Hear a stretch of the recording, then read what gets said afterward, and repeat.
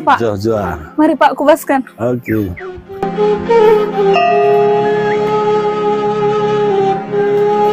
Menjujua, selamat pagi. Selamat menyaksikan Suara Taras Podcast. Kabupaten Karo adalah kabupaten yang terletak di dataran tinggi, pegunungan Bukit Barisan, yang berada di ketinggian 400 sampai dengan 1600 mdpl. Tanah Karo Simalom adalah nama lain dari kabupaten ini yang mempunyai iklim sejuk dengan suhu yang berkisar antara 16 sampai dengan 17 derajat Celcius. Ada beberapa destinasi wisata yang ramai dikunjungi wisatawan lokal, Nusantara maupun nasional. Keberadaan destinasi wisata ini sering mendapatkan kritikan dan tidak sedikit juga wisata yang ada di Kabupaten Karo memiliki keistimewaan dan rasa takjub dari semua pengunjungnya. Pada pagi hari ini, saya mengundang salah satu putra Karo menjadi narasumber kita. Beliau adalah seorang direktur utama di PT Makaro dan beliau juga direksi di CV Makaro Group. Selain itu, beliau memiliki pengalaman dalam berorganisasi keagamaan, yaitu Ketua Mamre GBKP Klasis Kabanjahe Tiga Panah, Pertua di Gereja GBKP Majelis Runggun Tiga Panah. Langsung saja kita sambut narasumber kita pada pagi hari ini. Beliau kelahiran Bawang 24 Desember 1978, yaitu Bapak Justriadi Sinuhaji. Menjua-jua Pak. Menjua. Gimana kabarnya nih Pak? Tentu sehat lah. Ya sehat ya Pak. Kalau tidak sehat kita nggak mungkin ketemu hari ini di rumah adat yang istimewa ini ya Pak ya. Ini luar biasa ini. Ya, ini luar biasa dan ini perlu kita lestarikan dan kita tunjukkan kalau kita masih punya rumah adat ini ya Pak ya. Iya betul. Ini harus kita rawat lah. Ya. Ini peninggalan sejarah nenek moyang kita. Dasar dari Tanah Karo rumah adat. Ini kalau rumah adat istilahnya kebersamaan. Ya. Dalam segi musyawarah itu identik kali sama orang Karo. Iya, budaya kita ya Pak. Budaya Runggu. Budaya Runggu dan duduk seperti yang sedang kita lakukan ini ya Pak. Inilah posisinya. Runggu dan duduk bersama ya Pak. Penuh dengan kesederhanaan adalah budaya kita ya Pak ya. Iya. Dan ini sebenarnya sudah agak luntur di era modernisasi ini ya Pak ya. Gimana nih menurut Bapak? Betul. Dari mata pandang saya sebenarnya di Tanah Karo itu kalau kita lihat sekarang udah mulai luntur kali lah. Budaya kita, keistimewaan orang Karo mulai terkikis. Ya. Maka dari situ kita mau ambil bagian untuk berperan untuk mengaktifkan kembali budaya Karo yang ada di Tanah Karo. Ya. Jadi sekiranya Tuhan mengizinkan saya bisa ikut buat bagian dalam menata adat Karo yang luar biasa di Tanah Karo ini. Itulah rencana saya ikut buat bagian untuk ikut berpartisipasi dalam pemilihan kepala daerah. Iya. Ya. Yang akan kita laksanakan di bulan 11 nanti ya Pak. Betul. Benar. Ini kira-kira nih Pak, Bapak apa sih motivasi Bapak untuk mau ikut bergabung mengambil bagian dalam pemilihan kepala daerah ini Pak? Yang menjadi motivasi saya sebenarnya simpel. Hidup saya bisa lebih banyak berguna untuk masyarakat banyak. Jelas selama ini saya gumuli dalam bidang berusaha, dalam bidang berorganisasi di kegerejaan, tentu ada batas-batasnya. Inilah motivasi saya ikut berperan di tahun politik tahun ini. Itu pun kalau dikasih Tuhan kesempatan. Itulah yang bisa saya sampaikan. Sebenarnya Tuhan pasti akan izinkan dan memperlancar jalan kita jika itu tujuan kita baik. Iya. Dan kita harus yakini ya Pak ya, sebenarnya Iya. karena Bapak juga di organisasi keagamaan, jika kita memiliki tujuan yang baik dan hasilnya juga akan baik, bukan seperti itu Pak? Iya, betul. Benar ya Pak Betul, ya? betul. Sebelum kita jauh membahas Pak, saya melihat nih ada informasi. Iya. Dan betul. informasi ini saya lihat sendiri, Iya. saya scroll TikTok seperti itu Pak. Iya. Nih Bapak nih lagi buka challenge nih Pak, bener nggak? Challenge dari Bus Makaro nih Pak. Iya. Dan dibuka nih pendaftarannya di tanggal 1 Juni sampai dengan tanggal 8 Juni 2024 ini Pak. Iya, betul. Sejauh ini gimana nih persiapan Bapak untuk menyeleksi nih teman-teman semua yang membawa bus Karo ini? Sebenarnya nih Pak, tujuan bus Makaro ini hanya dari Kabanjahe ke Medan kah atau ada rute lainnya? Kalau rute bus Makaro ada Medan Kabanjahe, Ya. Medan Pematang Siantar. Oh, Kalau persiapan kami untuk mengadakan perlombaan ini sebenarnya kami cari anak-anak muda yang terbaik dalam posisi IT ya. ya. Kita perankan anak-anak muda kita yang memang membidangi karena IT yang sekarang meningkat kali. Itulah jadi motivasi saya untuk membuat perlombaan berbentuk Video ya Pak? Video, ya? video. Jadi di sini Bapak membuat challenge itu yang saya Iya. lihat ya Pak. Bapak membuka challenge, jadi merecord Iya, betul. dalam waktu sesingkat mungkin dengan video yang semenarik mungkin. Iya, Seperti iya. itu ya Pak Iya, tujuannya, betul. dan lebih mengutamakan kenyamanan, Kenyamanan. keselamatan para penumpang, seperti itu ya Pak ya. Betul. Iya. Memang itu rencana saya. Sebenarnya tanggapan masyarakat yang mungkin dalam bus ke Medan ini positif, negatif semua ya, Iya. negatif ya. Mm-mm. Jadi kita mau ambil peran terkhusus untuk supir. Kalau kita bikin perlombaan video ini, sekarang udah mulai berubah memang. Ya. Nggak bisa kita pungkiri, situasi jalan Medan memang agak padat. Kanan. Mungkin kesalahan supir pun juga banyak ya. Tapi mari kita tata kembali kenyamanan kepada penumpang, terkhusus untuk Medan Kabanjahe. Situasi bus Medan Kabanjahe kita ubah menjadi kenyamanan yang paling utama. Sebenarnya dari moto yang kami buat pun di bus itu sudah ada. Mm-mm. Kita datang untuk melayani, bukan untuk ugal-ugalan. Ya. Jadi ini pun sudah kita tekankan kepada supir biar jalannya nyaman, damai di atas, enak. Jadi prinsipnya kita bukan yang utama, kita bukan cari uang. Kita terkhusus yang saya bilang ke bus ini, bus adalah diakoni untuk saya. Ya. Bukan utama uang. Kenyamanan orang paling utama. Itulah rencana saya memang. Kalau dihitung-hitung dari penghasilan yang mungkin saya dapat dari bus ini, agak berat memang. Situasinya memang nggak mengizinkan. Tapi Tuhan berencana untuk saya mengambil bus ini, satu bagian dari berkat Tuhan sama saya untuk dikasih untuk masyarakat umum. Itu yang saya bisa sampaikan. Iya Pak, benar. Dan itu memang jawabannya sangat mengena sekali ya Pak. Iya. Dan di sini tujuannya itu bukan mencari duit, Iya, bukan. tapi membantu. Iya. Membantu masyarakat untuk sampai ke tujuan dengan Tujuan, selamat iya. ya Pak ya. Sangat menarik sekali ya Pak ya. Begitu besarnya motivasi Bapak untuk membantu. Dan itu semua suruhan Tuhan ya Pak, Iya, atas iya, panggilan Tuhan. Dan kita Sebagai Tuhan. nggak mungkin saat ini berada di posisi yang sekarang ini tanpa seizin Tuhan. Iya, Benar ya, Pak? betul. Tetap semangat Pak, Oke, makasih. karena pekerjaan yang baik akan menghasilkan hal yang baik juga iya, untuk Bapak. Iya, itu yang kita harapkan.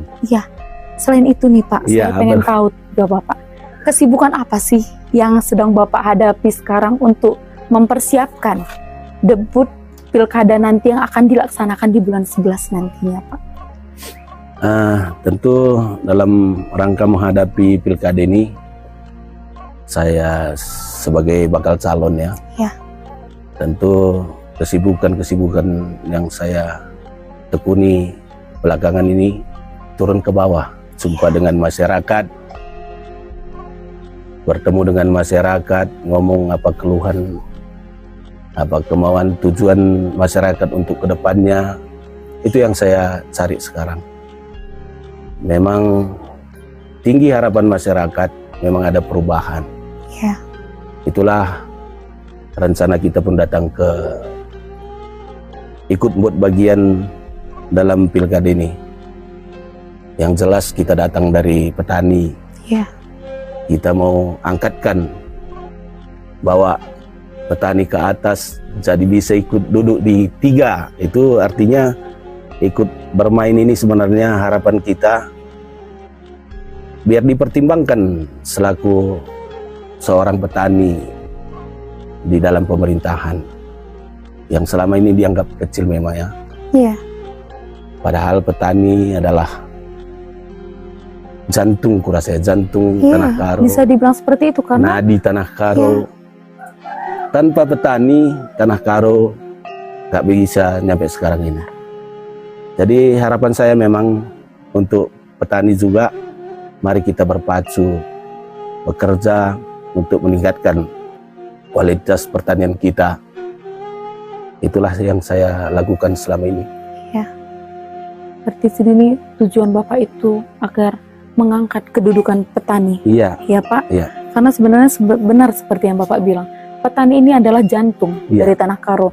Karena mayoritas kita ini bertani, Pak. iya, iya. Mayoritas kita bertani dan orang umumnya pun Nusantara maupun mancanegara sekalipun mengenal kita, Tanah Karo ini adalah pusat pertanian. Iya, betul. Pusat pertanian dan itu adalah income. Iya. Income besar untuk Tanah Karo ya Pak Iya, ya. betul. Dan ini sebenarnya harus lebih kita kasih apresiasi. Harus lebih kita apresiasi untuk para petani. Iya. Mereka lah yang bekerja keras di sini dan mana suara mereka yang perlu kita dengarkan. Seperti itu ya Iya, Pak. iya, betul. Mereka yang sangat berpotensi besar untuk memajukan Tanah Karo ini, tapi untuk mendengarkan aspirasi mereka udah sangat kecil sekali sekarang ya Iya. Pak. Dan itulah yang dibutuhkan dan diharapkan masyarakat Tanah Karo untuk pemimpin kita yang baru nantinya ya Iya. Pak. Marilah kita dengarkan, marilah seperti budaya kita, Iya. kita kundul, kita runggu bersama-sama untuk menyelesaikan ini semuanya. Mari kita tampung semua, kita selesaikan satu persatu, step by step permasalahan yang ada di Tanah Karo Iya. ini. Bukan seperti itu Pak? Betul. Budaya runggu sebenarnya datangnya dari nenek moyang kita. Iya. Bukan sejarah mengatakan dari perkembangan zaman yang ada, rupanya kita memang kemajuan zaman ini menuntut kita meninggalkan budaya runggu.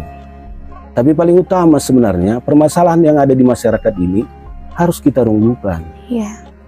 Harus kita runggukan sama masyarakat tentang kebutuhan, kepentingan. Jadi itulah kita coba balikkan. Yang sekarang mungkin ya kita mulai terkikis karena budaya runggu, udah mulai mementingkan diri sendiri. Iya.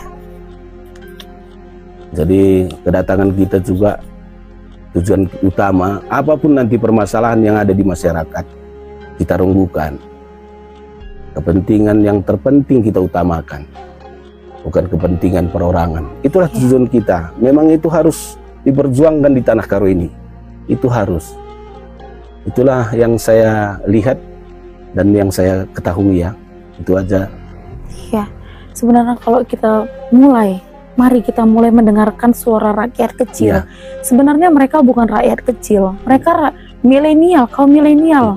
Orang besar sebenarnya mereka karena mereka berpengaruh besar sekali untuk kemajuan Tanah Karo seperti jeruk. Ya. Jeruk kita udah lakukan pengiriman keluar, kita udah ekspor. Itu dari mana semua hasilnya? Dari petani seperti itu ya Pak ya.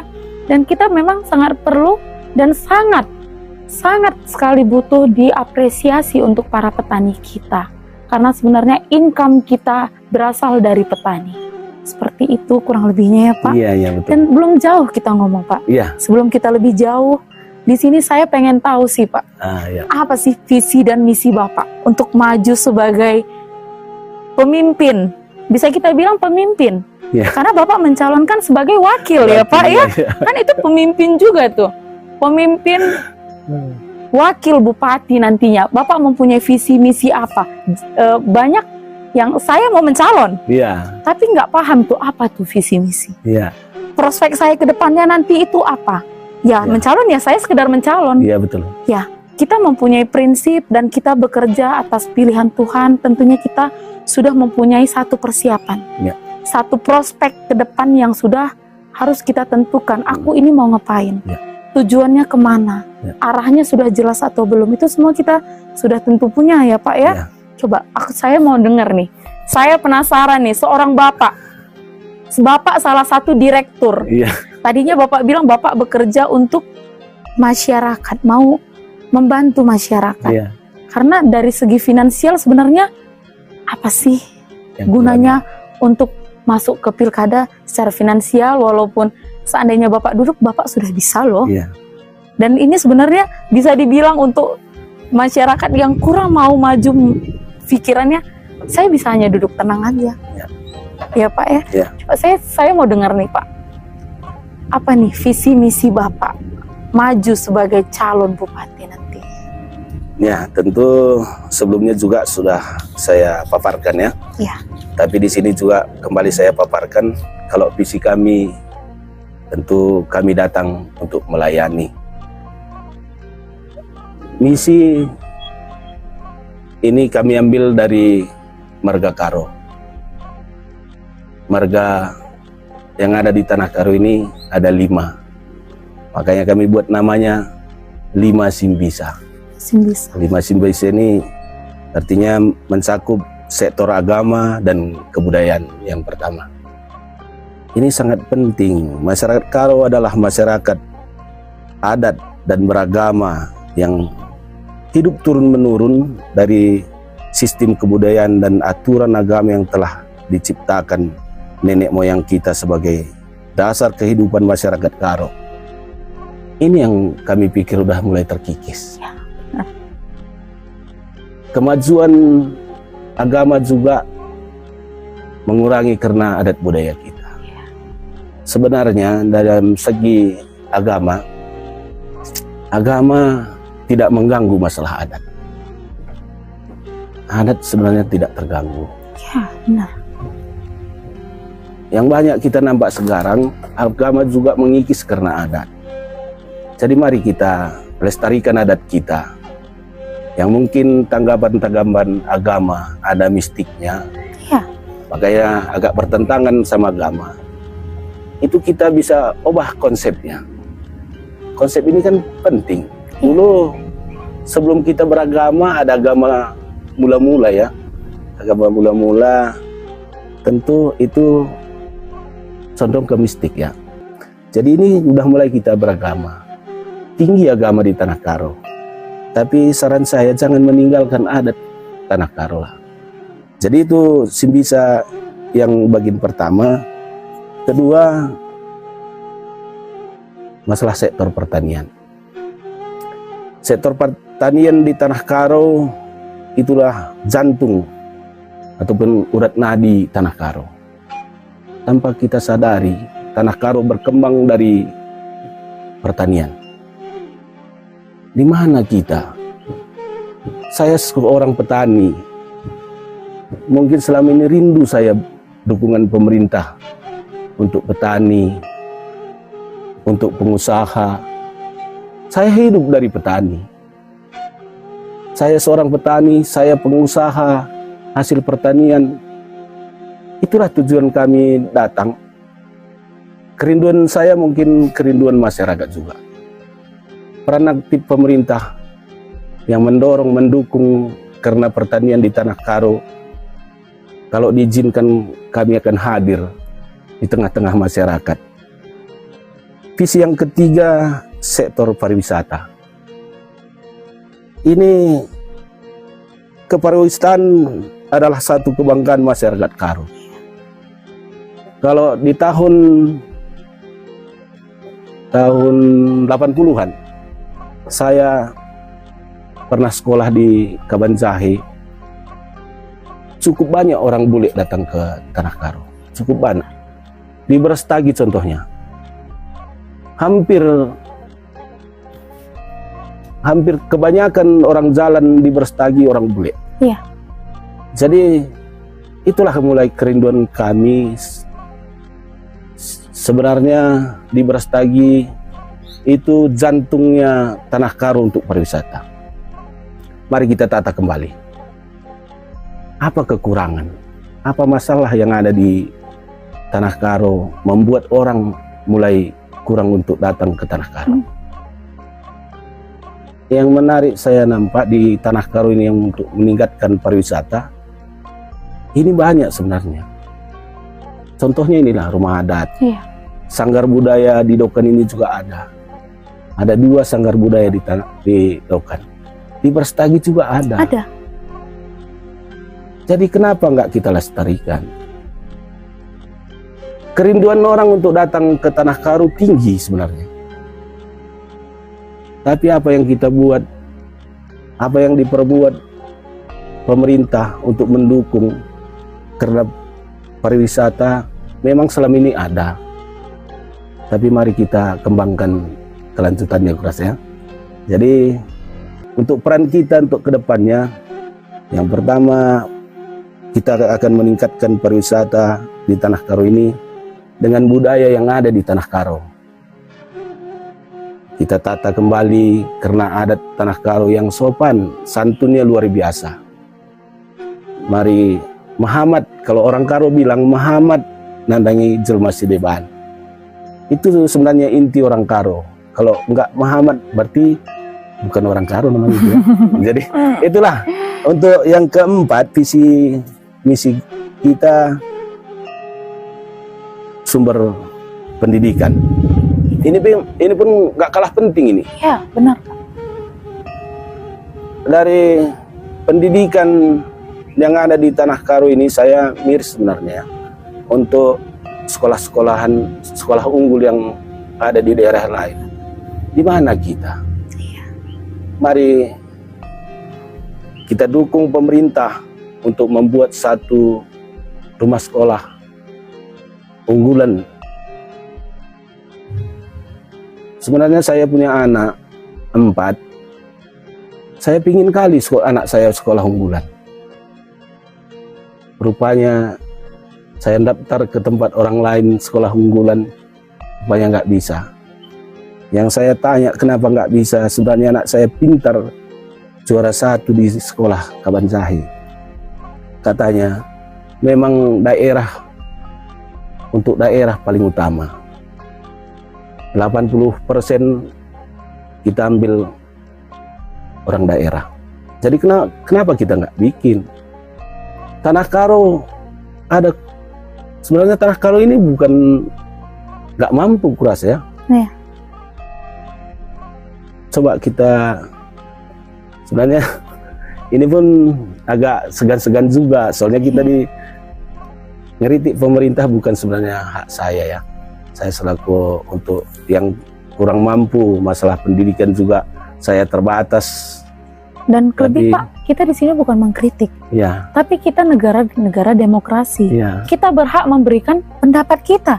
Tidak apa-apa Pak, kita memberikan pendapat kita ke pemerintah. Oh gitu ya. Dan seperti ini, mungkin inilah kelebihan program kita ini Pak. Oh ya. Apa gunanya kita live?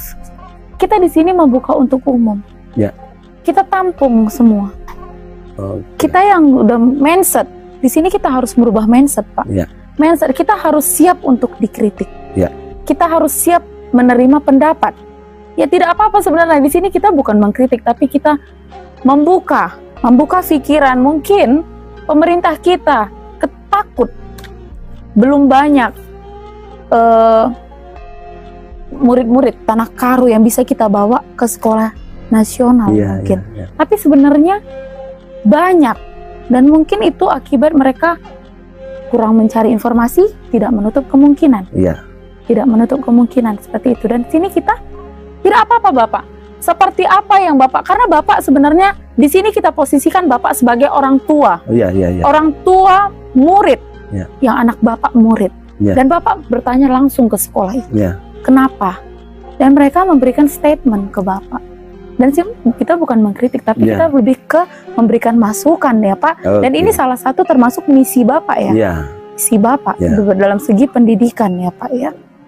ya. Jadi untuk sektor pendidikan ini harus kita berpikir panjang ya. Ya.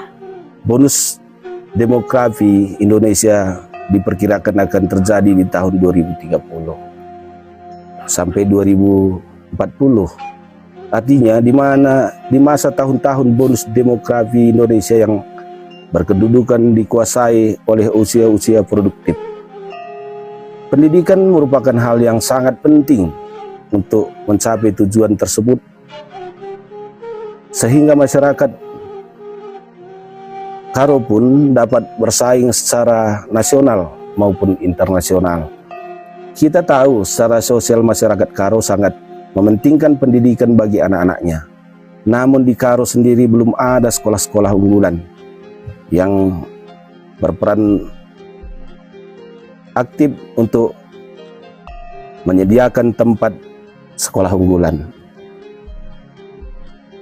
seperti yang ada di daerah-daerah yang lain, seperti yang kita kenal sekolah unggulan yang ada di Del misalnya. Sehingga pemerintah perlu melakukan hal-hal sebagai berikut. Kita akan menyediakan tempat-tempat sekolah unggulan di Tanah Karo yang kita cintai, Tanah Karo si malam ini kurasa.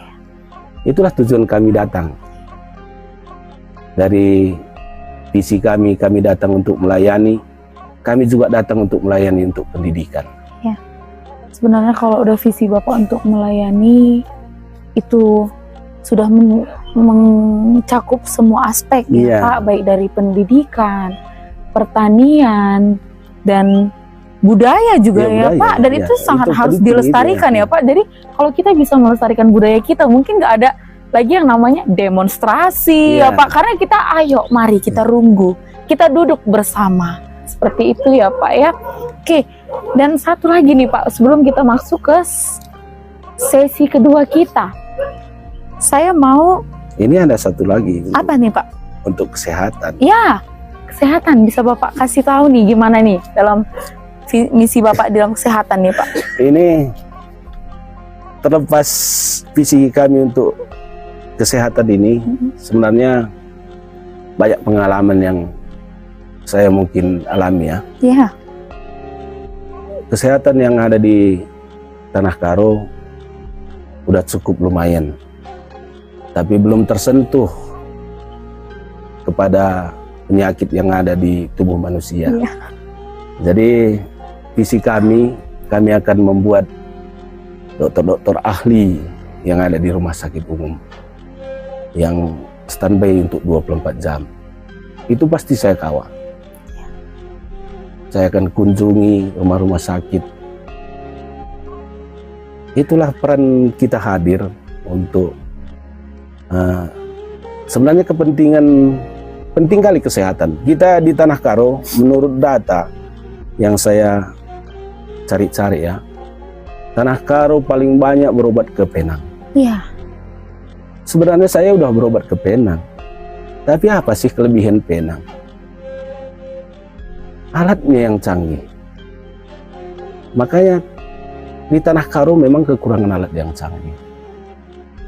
Mari kita berperan untuk menyediakan alat-alat canggih yang ada di bidang kesehatan. Dokter-dokter yang ahli. Ya. Itu mengurangi biaya untuk masyarakat kita. Ya. Jadi itu tujuan kami untuk visi yang bagian kesehatan. Itu aja lah ya. Ya. Baiklah Pak, kita akan break sebentar Pak. Kita akan lanjut ke season kedua. Oh gitu ya? Iya. Oke, makasih.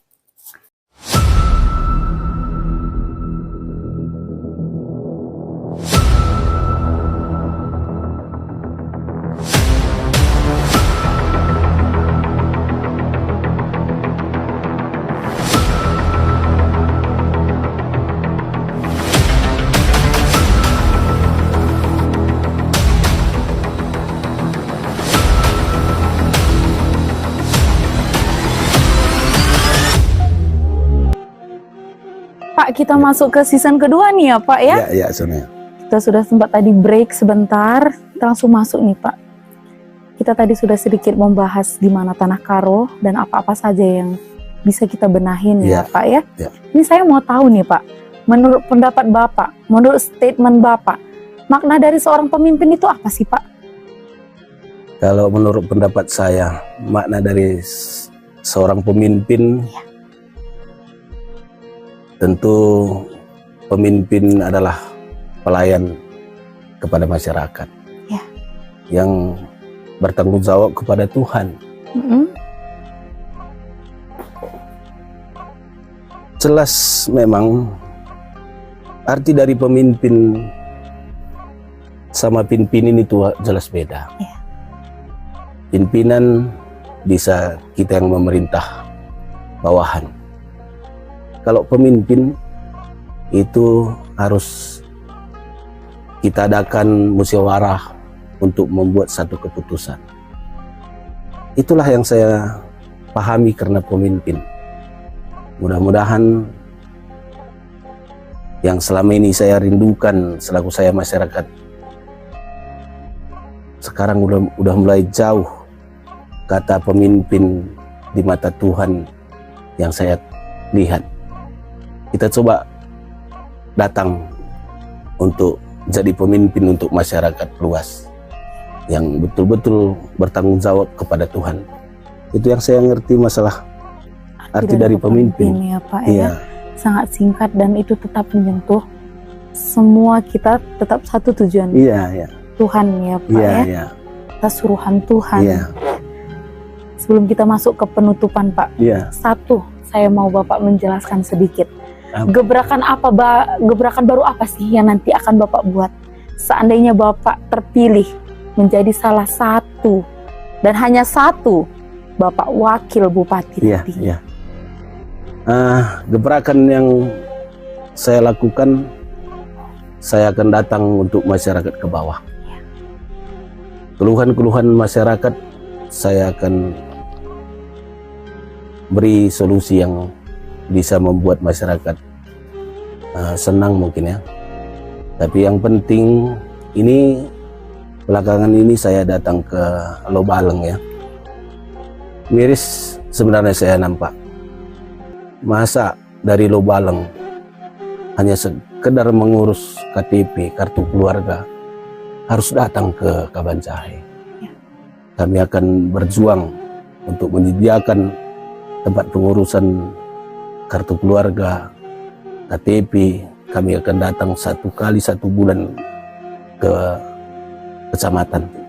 Itu yang sekarang saya pikirkan paling penting. Terlebih untuk petani. Petani, kami akan datang untuk petani untuk mengurangi biaya petani. Kita akan berjuang untuk menyediakan pupuk, kompos. Ini sekarang udah mulai ngetren memang untuk kompos. Tapi kami akan dukung pengusaha-pengusaha kompos untuk mencukupi karena bahan-bahan kompos. Mari kita perjuangkan hasil pertanian yang jauh dari kata kimia ya. Kita akan perjuangkan untuk kesehatan kita. Ini jelas kimia mengurangi kesehatan kita. Benar. Itulah yang saya mungkin sampai sekarang pikirkan yang paling utama. Lebih tetap ke pertanian ya Pak. Memang itu base kita ada di pertanian dan alam kita itu ya ini bertani seperti itu ya Pak. Itu karena itu salah satu masuk ke income kita dan kita dikenal dengan pertanian. Tanah Karo itu sangat kaya akan pertanian, baik dari segi buah ataupun sayur. Inilah salah satu kekayaan dari Tanah Karo dan inilah impian dan keinginan dari sosok Bapak Justriadi Sinohaji yang mencalon sebagai wakil bupati nantinya. Seandainya Bapak duduk dan terpilih, beliau ingin membantu mengembangkan dan melestarikan budaya. Itulah keinginan dari beliau seperti itu. Dan terakhir nih Pak, Bapak boleh nggak kasih pesan untuk semua nih saudara-saudara kita yang sedang menonton di live kita Suara Taras, Pak. Ya. Bapak kasih pesan untuk mereka. Apa sih yang mau Bapak bilang ke masyarakat Tanah Karo ini, Pak? Ya, pesan saya, mari kita renungkan dari lubuk hati kita. Tujuan dari seorang petani ikut buat bagian di pemilihan kepala daerah. Mungkin kritikan banyak yang nanti kita terima, tapi yang jelas hati yang bersih menghasilkan hasil yang bersih. Kita doakan Tuhan campur tangan dalam tujuan kita untuk kebaikan Tanah Karo. Itu yang bisa saya sampaikan. Lebih kurangnya banyak terima kasih. Sangat singkat ya, Iya. Pak, dan pesan yang Bapak berikan sangat mendalam dan tidak bisa dipungkiri memang teman-teman sekalian yang sedang menyaksikan Suara Taras, beliau begitu terharu untuk menyampaikan pesan tersebut. Begitu jugalah dalamnya keinginan beliau untuk merubah. Tidak bisa merubah sekaligus, pemirsa. Beliau ingin merubah step by step, Ya.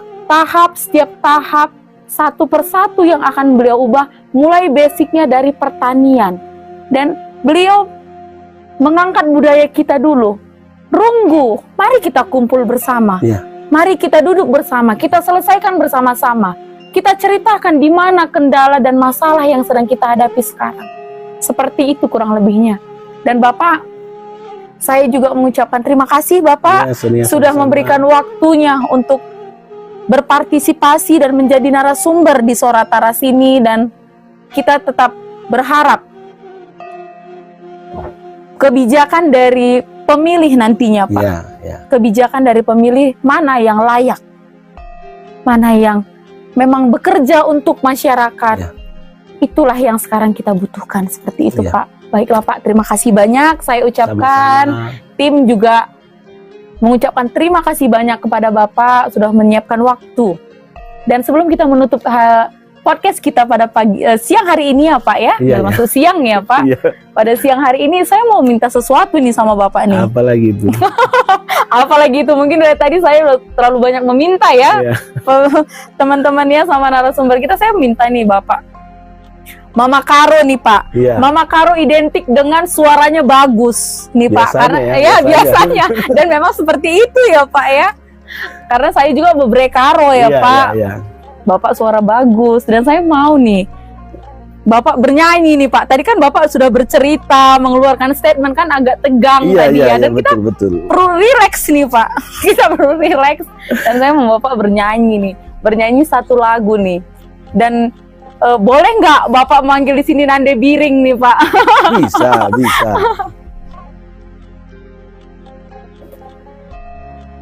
Halo teman-teman yang sedang menonton di live kita pada siang hari ini.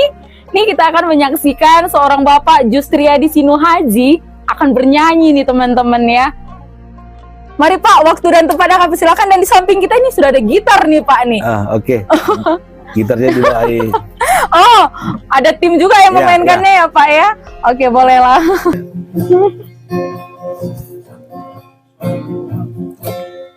Tiga beras daging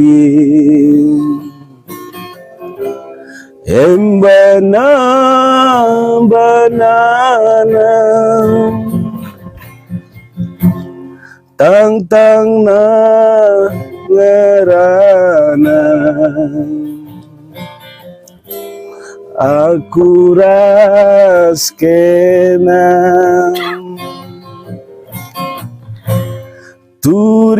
turikan nukuru ulabas pubrundu ranan si mahuli bas puso nari kenang teku ngenang, kenang teku jadi lana lit malam nam adira raskena. Nande apa nih Pak? Nande biring ya Pak ya? Turikan nukurnu umebas bibaru ranan si mahuli bas pusunari. Ya. Kenang teku ngenang, kenang teku jadi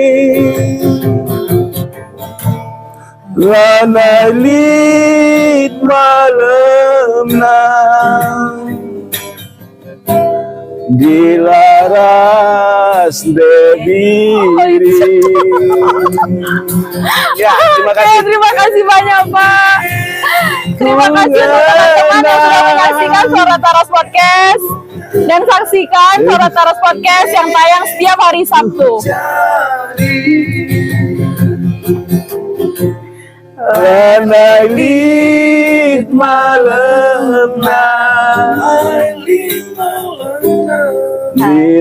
dilaras debiri.